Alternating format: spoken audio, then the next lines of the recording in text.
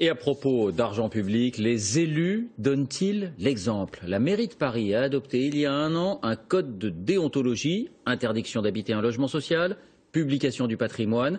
Ils l'ont promis, mais l'ont-ils fait? C'est l'œil du 20h avec Cyril Za et Mathias Segon.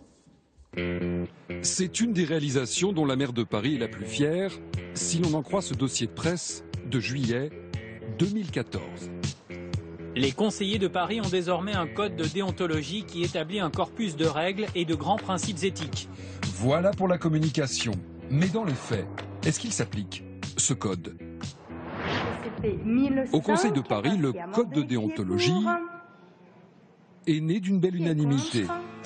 Et dans la foulée, la mairie l'a mis en ligne sur son site pour que tous les Parisiens puissent le consulter. C'est donc ce que nous avons fait.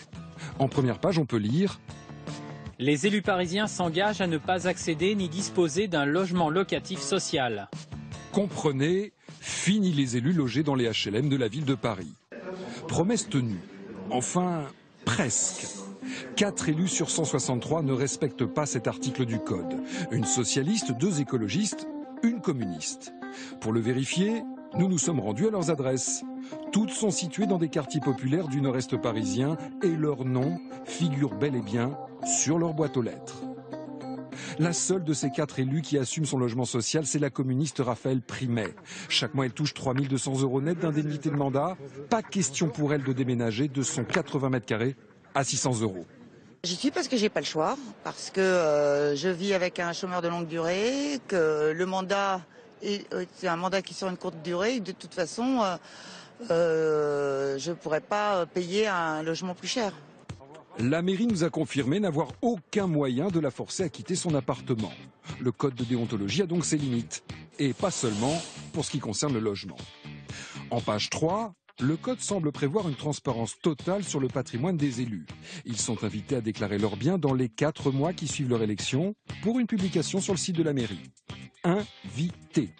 Comprenez que seuls les élus volontaires publieront leur patrimoine. Combien l'ont fait? Sur le site, on a eu beau chercher, on n'a rien trouvé. Alors on a pris contact avec l'adjoint au maire chargé de la déontologie. Et la surprise, le code consultable sur Internet n'est tout simplement pas le bon. Il est possible qu'il n'y ait pas une mise à jour entre les 2 versions.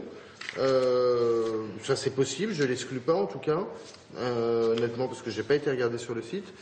Eh oui, le code a été modifié en octobre dernier et une nouveauté change tout.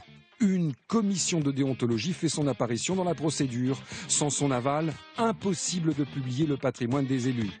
Mais depuis 6 mois, elle n'a toujours pas siégé. Et pour cause, ses membres ont été nommés aujourd'hui.